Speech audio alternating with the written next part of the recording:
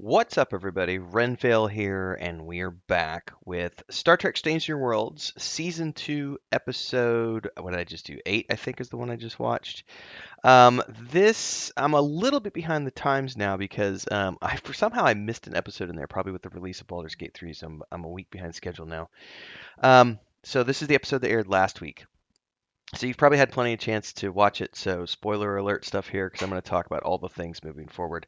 But this is a Mingbara episode that is extremely complex, much like one of the earlier episodes was very complex in terms of civil rights stuff. This one was all about war and post-traumatic stress and the consequences of people's actions in wartime and war criminal activities and the overarching theme here is that, e- everyone wants to strive to be good. Starfleet strives to be good, but they still have issues. But there's a very important thing that happens at the end of the episode, and I don't want to spoil it here. So you've had your warning. I don't do spoiler free. We're talking the whole episode beyond this point. So if you haven't already watched it, go do so. I'm a week behind schedule, so you should be good to go. In any case, 5, 4, 3, 2, 1. You've had your countdown. The end sequence is what got me the most out of this because the idea throughout the entire episode is that Mingbara has seen some stuff and he's done some stuff and he was one of these people whose actions would absolutely be clarified um, as a war criminal activity as war criminal actions if they were being viewed from the other side. And the end shot is what I want to talk about. I know this is weird to go in reverse like this, but this end shot where he delivers this line as he's narrating to himself about how some conditions can't be fixed, they can only be managed. And it's as he's fixing this med bay, he's talking about how I've fixed it for now, but it'll have to be fixed again. Some things can't be fixed, they can only be managed. And then as he walks away, as the screen is getting ready to fade to black, the machine starts flickering because it's on the verge of failing again. And it's his own reflection staring back at him from this electronical device because he himself has this condition that is not curable, and is simply being managed. And that is this trauma that he experienced in the war, this post traumatic stress that he has because of his time in the field and his actions on Jagal, the planet. And he he was literally the one who earned this title of the Butcher of Jagal. And it was so it was a really powerful episode. But what's really interesting here is this episode is all about him as a character and Chapel to some degree and their time on the planet during the Klingon War and what happened during this one specific campaign encounter. And it played out like a war, like watching a war film. It was incredibly well done the way they blended together, what's happening in the present with what was happening in the past. So the present theme is that we've got this Romulan. We've got this Klingon ambassador who claims to be this general who did all of these horrific things, and he's a representative for the Federation to try to bring about peace between the Klingons and the Federation. The problem is that he was on the planet the same time that Minbara was on a planet with Chapel, and his version of events don't line up with what really happened on the ground. But because not very many people were left who survived what happened on the ground, and no one was really in the thick of it, no one really knows what really happened. But essentially, it was just a massacre that was happening on all levels. This general, who was the leader of the whole planet at the time, or that base area, issued an order to the Klingons to kill everyone, men, women, children, kill them all. And Minbara was on the other side of that with Chapel, where they were, resuscitating dead dead children's bodies and all sorts of horrific stuff, to the point where Minbara brought his super secret spy background out of retirement and went on the warpath to take out all of these generals, to work his way up the chain and take out the war chief. Unfortunately, the war chief escaped. He issued an order to his men to defend my escape, and he left the planet while Minbara worked his way up, killing all of the commanders and everything else. Meanwhile, this escaped general has told this story about how he completely taken back with the atrocities that happened on the planet. That was his final breaking straw. The straw that broke his back was the orders coming down to kill everyone. And when he saw the slaughter, he had to take it upon himself to kill his generals and to end the slaughter. And that's his version of events. And no one knew otherwise. And he's been as this ambassador.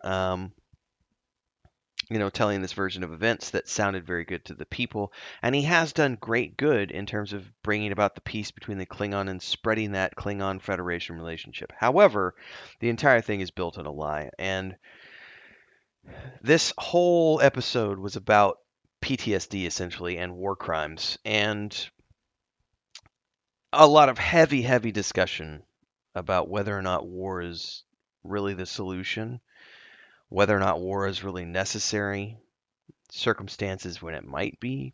It just kind of going to depend on your moral compass. There's a lot of philosophical discussion happening here in this episode, and the after effects for both Mimbara and Chapel, and dealing with this post-traumatic stress, especially when they're called to by Pike to join this dinner where the general is, and they have to put on this face to try to represent the Starfleet and the Federation. Um, Even though they know what this guy did.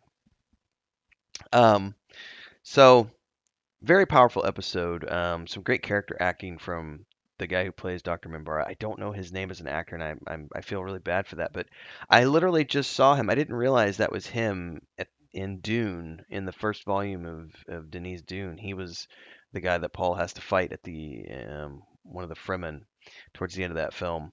And I just having rewatched that with Chris like a week ago, I was like, hey, that's the same actor who's on Star Trek right now. And he's killing it as this character, no pun intended, given the actions that take place in this episode. But it is a very heavy, heavy discussion. Ultimately, when Mingbara calls out the general on his lie in private, um, this is where there's some stuff that happened. Essentially, they're having a confrontation, and Minbara tells him that he knows the truth because I am the butcher, not you, and you've been taking credit for all this stuff for all these years, telling a lie. And the guy's like, yeah, but I've been doing it for peace. I'm trying to make things better. I could help heal you, and all this other stuff. And again, he's done great things using that lie. But as this is happening, Chapel walks in, and then we pan the camera around, and all we see is like a cloth curtain, and on the other side of the two shadows. So we never see what actually happens. But essentially, the next shot we get is them arguing, right, on the other side of the sheet, and then we see the general's body falling over with a knife in its chest, and Membara standing there, and Chapel then testifying. I mean, the next shot is her in Pike's office testifying or giving her report as to what she saw happen.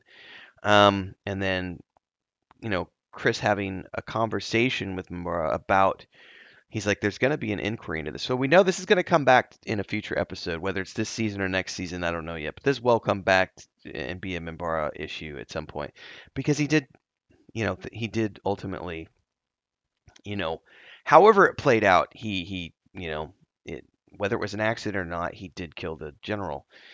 And this conversation he has with Pike is right before he repairs the machine, where he's talking about how some things, there are some acts in life that are simply unforgivable. And he's referring, of course, to what the general did, but also it's a reflection on himself because he has done things that cannot be forgiven. And there was this theme he had with Chapel when they were back on the planet that he was always he was holding this hope that he would be able to return to his family unchanged by the events of the war because he was saving lives.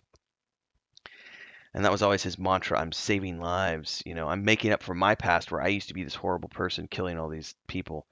And at the end of the day, he realizes that he's forever changed, and that's a burden he has to carry for the rest of his life. So again, very heavy episode about war crimes and PTSD, and is war necessary, and the atrocities committed during war. It's a difficult discussion to have because there are valid points on all sides of the equation. Um, so a deep philosophical episode for sure. And again, I'm loving it. It's Star Trek at its glory. Looking at all the flaws in humanity, no matter how great of a utopia we might want to create or try to create. Food for thought. Anyway, I'd love to hear your thoughts on the episode. Drop them down below. Like, subscribe, hit the bell icon, and I'll see everybody in the next episode next week. Until then, everybody, stay safe and happy viewing.